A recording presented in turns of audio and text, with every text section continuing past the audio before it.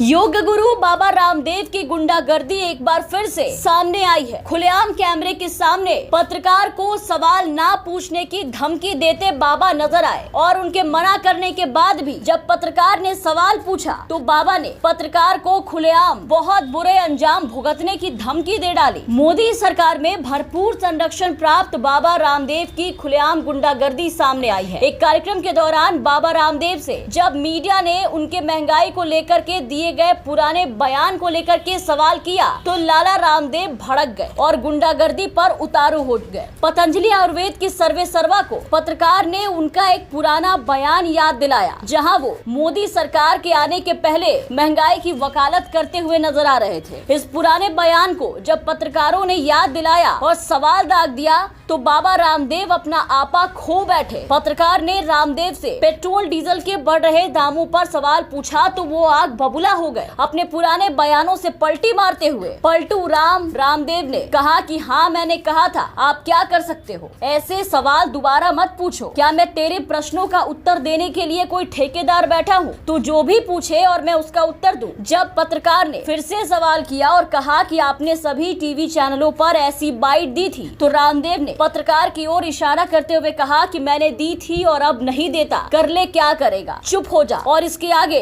पूछेगा तो ठीक नहीं। सुनिए ढोंगी बाबा रामदेव के इस वीडियो को, उनके इस बयान को। सब लोग थोड़ी ज्यादा मेहनत करें और महंगाई के बीच में भी अब सरकार कहती है हम रुको हमारा तेल का दाम कम होगा तो फिर टैक्स नहीं मिलेगा तो देश कैसे चलाएंगे, सेना को कैसे तनख्वाह देंगे, सड़क कैसे बनाएंगे, एयरपोर्ट कैसे बनाएंगे। तो दोनों ही पक्ष हैं। महंगाई कम होनी चाहिए, महंगाई भी ज़्यादा भी है तो मेहनत ज़्यादा करो। भाई मैं भी सुबह सन्यासी होके 4 बजे से लेकर 10 बजे तक काम करता हूँ, मेरे कुंसी छोरे भूखे मर रहे हैं।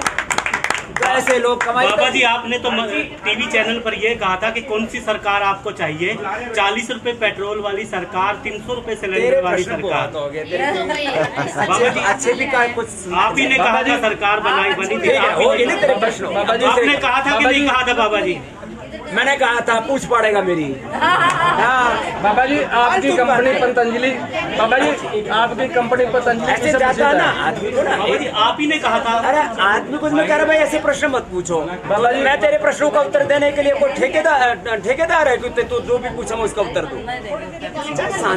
जब एक बात कह दी थोड़ा सभ्य बनना भी सीखो। आप ये बताओ, एक मिनट, सभी टीवी चैनल पर आप ही की बाइट चली थी और लोगों ने विश्वास किया। मैंने दी थी और अब नहीं देता, कर लेगा करेगा, चुप हो जा। अब आगे से पूछेगा तो ठीक नहीं। स्वामी जी बाबा जी बोल दिया ना। स्वामी जी बाबा जी आपकी कश्मीर फाइल फिल्म बनी है, काफी इतना ज्यादा उद्दंडता नहीं करनी चाहिए। तू किसी सभ्य माँ बाप की आपने औलाद जो होगा। कहा हम वही पूछ रहे हैं। तो सुना आपने संत गुरु, योग गुरु, महापुरुष बाबा की बोली वचन को, जो किसी सड़क छाप गुंडे मवाली से भी बदतर थी। कभी 30 से 35 रुपए में पेट्रोल डीजल के दाम की वकालत करने वाले बाबा रामदेव अब पेट्रोल और डीजल से जुड़े सवाल पूछने पर पत्रकारों को खुलेआम धमकी दे रहे हैं। इतना ही नहीं, खुले तौर पर कैमरे के सामने ये कह रहे हैं कि चुप हो जा और अगर सवाल पूछा तो तेरे साथ अच्छा नहीं होगा।